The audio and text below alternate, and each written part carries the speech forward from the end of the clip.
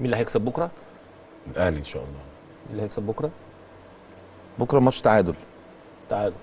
احساسي كده يعني. ودينا رايه هو إيه؟ طبعا انا نفسي الزمالك يكسب يعني. فاجئتني. والله لا والله فاجئتني. دينا قالت الاهلي. دينا قالت الاهلي هيكسب. طب مالك محرج ليه؟ ايه لا عادي. عادي يعني. كل واحد له وجهه نظر يعني. توقعات يعني. خد بالك انا توقعاتي معاك ما بتخيبش صح؟ طب التعادلات دي ايجابي ولا سلبي؟ لا في الغالب هيكون ايجابي.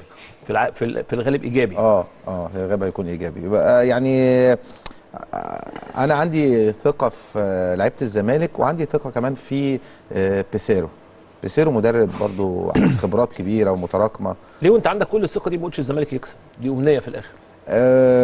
بص النادي الاهلي فرقه تقيله برضو بصراحه يعني. وكل يعني نظريا على الورق كده، واحنا على الورق كده الاهلي يكسب على الورق.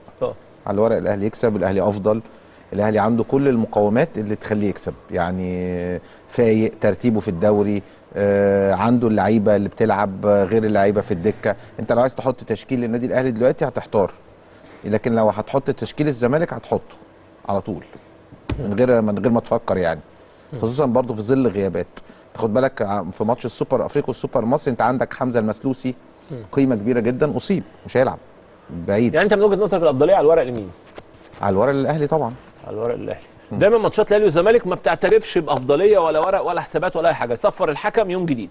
شفنا ده في السوبر الافريقي، وشفنا ده في السوبر المصري، وشفنا ده في مباريات كتير.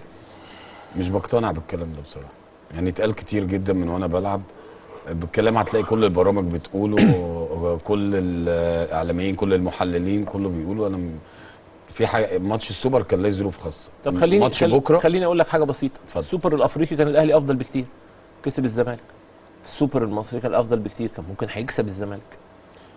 ليه علاقه يعني مثلا على سبيل المثال مباراه بكره الحسابات كلها تميل للنادي الاهلي، بس النادي الاهلي ما ينفعش يغلط نفس الغلطه بتاعه مباراه السوبر الافريقي.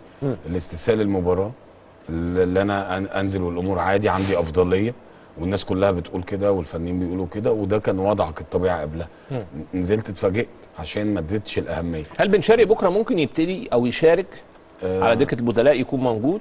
منطقيا لا يعني، لكن هو هيبقى موجود بكره اعتقد على دكه البدلاء. النادي الاهلي السكواد بتاعه هايل، في بعض اللعيبه صعبت الدنيا بشكل كبير جدا جدا على كولر، من على سبيل المثال محمد عبد الله واحمد رضا. النهارده الاثنين ظهروا بشكل جيد جدا جدا. هل هيدفع بيهم؟ اكيد هيقعد يفكر كتير جدا، لان اللعيبه ظهرت بمستوى بصراحه يليق باسم النادي الاهلي. مين اللي لو فاق بكره الاهلي فاق؟ لو فاق بكره ال11 اتمنى ويقودهم امام عاشور اللي هو بيقدم مستويات هايله جدا جدا، بيعمل كل حاجه. تعرف ان اول قمه لامام عاشور في الدوري. ها بالظبط. امام من اللعيبه المتميزه، بشوتينج، اختراق، ثقه في النفس، جماعيه اداء، بيقدر يلعب ادوار كبيره جدا. امام عاشور واحد من اللعيبه المهمه جدا في النادي الاهلي. وعلى فكره احتماليه رجوع وسام واحد من اللعيبه المهمه وعنده خطوره داخل الصندوق. صح. كمان بنتكلم على بعض اللعيبه. انت اول قمه الامام دي بصيت كده لا الصراحه يعني مش عاجبني كلام شادي قوي. ليه؟ لا انت بتعلق على اول قمه مستغرب. لا عادي. ما كنتش يعني ما كانش عندي معلومه يعني في الدوري. ما كانش عندي معلومه يعني. الثلاثه التانيين كانوا بره مصر. كان كاس مصر، نهائي كاس مصر والسوبر الافريقي والسوبر المصري. كان هو متعور في كتفه مره تقريبا وحاجه كده يعني، او مطرود مره ومش عارف. لكن طب هسأل سؤال. ليه الناس بتصور ان الاهلي ده حاجه رهيبه يعني في المستوى يعني، وبيفرق عن كل اللي موجودين في مصر وفي افريقيا وفي حته ثانيه؟ هو الاهلي حاجه رهيبه في المستوى ده اكيد، لكن بيفرق. ما حدش قال لا هو الاهلي مش حاجه رهيبه في المستوى. لا مفيش كلام. الاهلي اسم كبير وامكانيات كبيره، لكن بيفرق. ما حدش قال بيفرق. لا بص، في فرق تكون حاجه رهيبه في المستوى على المستوى المحلي او الافريقي على المستوى. انا بتكلم هنا، هو الاهلي تعادل كم مره السنه دي؟ كتير. طيب مستوى الفرق اللي بتلعبه اقل منه بكتير ولا لا؟ 5 مرات. طيب الفرق اللي بتلعبه اقل منه بكتير. صح. طب اتعادل ليه؟ طب الاهلي في بطوله دوري ابطال افريقيا طلع المركز الكام في مجموعته؟ انت عايز تقول ايه؟ يعني قصدي ان الاهلي عنده عناصر جيده، لكن في نفس الوقت مش يعني مثلا حد يقول لك الاهلي بكره هيكسب سكور. طب اماره ايه؟ كابتن يعني أنت الاهلي بتتكلم- كسب الاسماعيلي أنا هقول لك 4 والاسماعيلي بيلعب أنا هقول عيال لك عندهم كابتن- 13 كابتن خالد. 18 و19 كابتن سنه. خالد ادي مساحه لكل واحد منتمي يقول قناعاته. في واحد بيقول انا فرقتي اقوى فرقه هتكسب 4. انت النهارده قلت ايه؟ انت راجل عقلاني قلت ايه؟ كابتن لا. قلت انا كل ثقه في فريق الزمالك وفي المدير الفني هنتعادل. كابتن اللي بيشجع زمالك، انا بشجع الزمالك او شادي بيشجع صح. الاهلي، دي قصه.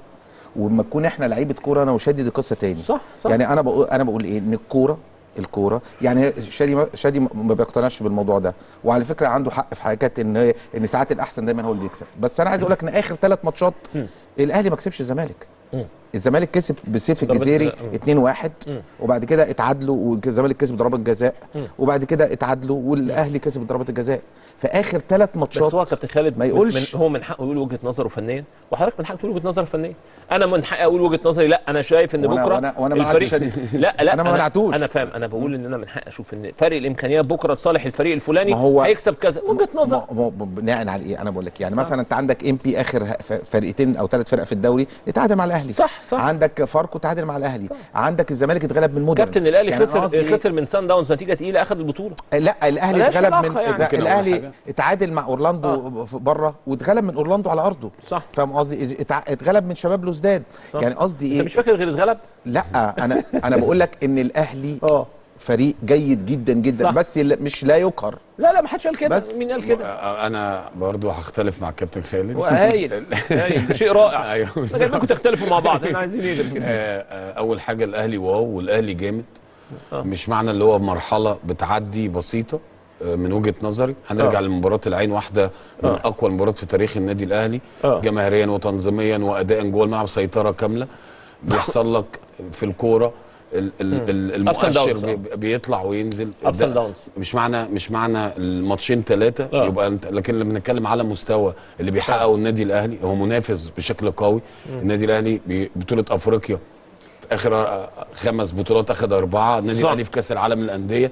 في فروقات فنيه ما بيننا وما بين الناس اللي بره، ده طبيعي ومنطقي. ولكن في الاول وفي الاخر انت مستحوذ على افريقيا، مستحوذ على البطولات المحليه. ولما بتخسر مباراه الدنيا بتبقى صعبه جدا، عشان جمهور اللي عامل القوه بيرجعك من تاني بمنتهى السرعه. صح.